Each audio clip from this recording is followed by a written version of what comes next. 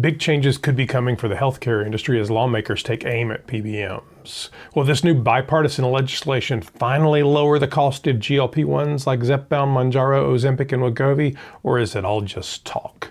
Stick around to find out what it means for you. Hello everyone, I'm Christopher Durham, and along with my wife Laraine, we've lost over 130 pounds using GLP-1s, Mounjaro, Zepbound, and compounded tirzepatide.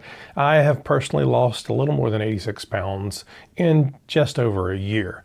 This adventure has been life-changing, not just for our health, but for how we understand the frustrating complexities of the United States healthcare system. Before we start, here's a quick reminder. We are not doctors, I am not a doctor, and this is not medical advice. Please consult a healthcare professional for personalized guidance on your healthcare weight loss journey. And if you're new to our channel, welcome.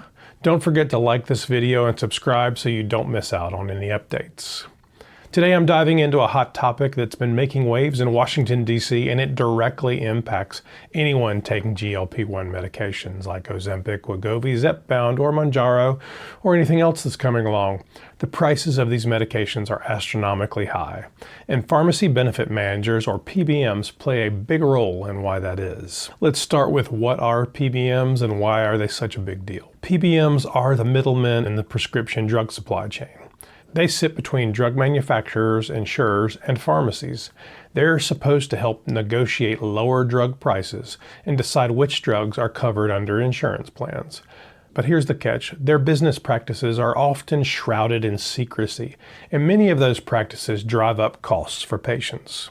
For instance, PBMs negotiate rebates with drug manufacturers. While these rebates are meant to lower costs for insurance plans, PBMs often keep a large chunk, a big chunk of these savings for themselves instead of passing them along to patients. And because rebates are based on a percentage of drugs' list price, PBMs are incentivized to favor higher priced drugs with steeper rebates. This explains why we see medications like Zepbound and Wegovy priced so high. They're caught in a system where inflated prices benefit PBMs. Now, who exactly are these mysterious PBMs, these pharmacy benefit managers? The PBM market is dominated by three massive players. CVS Caremark, which is owned by CVS Health. Express Scripts, which is owned by Cigna, and Optum Rx, which is owned by United Health Group. Together, these three PBMs control nearly 80% of the U.S. prescription drug market, giving them immense power over drug pricing and access. Their influence extends far beyond managing benefits. They also own major drugstore chains, pharmacies, and insurance companies. CVS Caremark owns CVS Pharmacy and is vertically integrated with Aetna. Express Scripts is tied to a Credo specialty pharmacy and operates under the umbrella of Cigna. And Optum Rx is linked to Briova Rx specialty pharmacy and is a subsidiary of United Healthcare. This vertical integration allows them to dictate prices, steer patients to their own pharmacies and insurance plans, and squeeze out smaller independent competitors, raising serious concerns about market fairness and rising drug costs. Let's be clear, it's not just the PBMs. It's all along the value chain. So manufacturers are charging a great deal for them. They develop them, they manufacture them. We certainly want them to make a profit. The question is, how do we adjust that such that they're profitable and the American public can maintain their health? The drugstores are making money, the PBMs are making money, the distributors are making money. Everyone is profiting from this. Another problematic practice is called spread pricing. Here's how it works. PBMs charge insurance plans one price for a drug, but reimburse pharmacies at a much lower rate, pocketing the difference. This not only drives up premiums for everyone, but also makes it harder for independent pharmacies to stay afloat. So your mom and pop pharmacy just cannot keep up with the large conglomerates that own the insurance companies, the PBMs, and often the drugstores.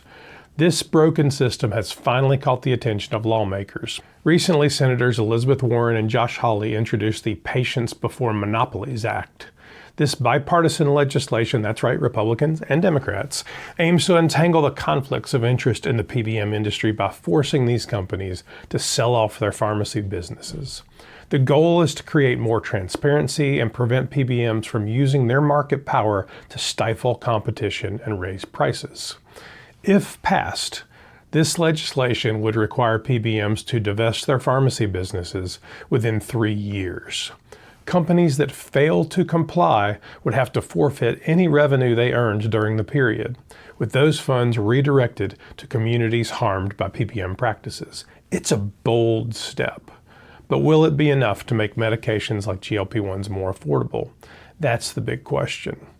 To give you a sense of just how entrenched these problems are, let's talk about what happened during Senator Bernie Sanders' hearing in late September. Novo Nordisk CEO Lars Fruergaard Jorgensen testified before the Senate Committee on Health, Education, Labor, and Pensions. Jorgensen admitted that for every dollar Novo Nordisk earns on drugs like Ozempic and Wegovy, 74 cents go directly to PBMs and insurance companies. Even more shocking, Jorgensen stated that if Novo Nordisk lowered the list price of these medications, PBMs would stop offering them entirely. Think about that. The companies that control access to life-changing medications are essentially holding patients hostage to protect their profits. It's no wonder so many people struggle to afford the drugs they need. One of the biggest challenges in fixing this system is the complete lack of transparency around PBM's operations. They do not disclose how they decide which drugs make it onto insurance formularies, how much they pocket from rebates, or why they steer patients towards certain medications. And let's be clear, often they're acting as doctors telling your doctor what they can prescribe and forcing you to take a medication that may not be the best medication for your medical needs. The choice should be between you and your doctor to make sure that you are healthy, not between you and some random committee somewhere in a boardroom who is focused on profit and not healthcare. This secrecy makes it nearly impossible for insurers, policymakers, and patients to hold them accountable. For example, did you know that PBMs often overcharge for generic medications? Studies show they can charge up to 24 times higher than manufacturers charge for specialty generics. Well, why is that? Because generic drugs offer smaller rebates. PBMs profit more from brand name medications. It's a rigged system, and patients are the ones paying the price, literally. While PBMs constitute a significant part of the problem, they're not the only players driving up drug costs. Drug manufacturers, wholesalers, and even insurers all share the blame. For instance, manufacturers frequently set high list prices and exploit patent loopholes to block competition from generics or biosimilars. Meanwhile, insurers often pass on higher costs to patients through increased premiums and out-of-pocket expenses. It's a vicious cycle, and reforming PBMs alone will not solve everything. The Patients Before Monopolies Act is a step in the right direction, but it's not a silver bullet. If passed, it could introduce much-needed transparency and accountability, leveling the playing field for independent pharmacies and potentially lowering patient costs. But for those of us using GLP-1s to treat the disease of obesity, this is just one piece of a much larger puzzle. Comprehensive drug pricing reform is essential to ensure that life-changing medications are accessible to everyone who needs them. So what can we do? Well, reach out to your representative, to your congressman, to your senator. Tell them you support the bill, and tell them you support transparency in pricing. Tell them you support the reevaluation of PBMs. So what do you think? Will this legislation lead to real change, or is it just another attempt to patch up a broken system? Let me know your thoughts in the comments below, and as always, if you found this video helpful, give it a thumbs up and share it with someone who might benefit. And please do not forget to like and subscribe to our channel. I'm Christopher Durham, and we are The Downsized. See you next time.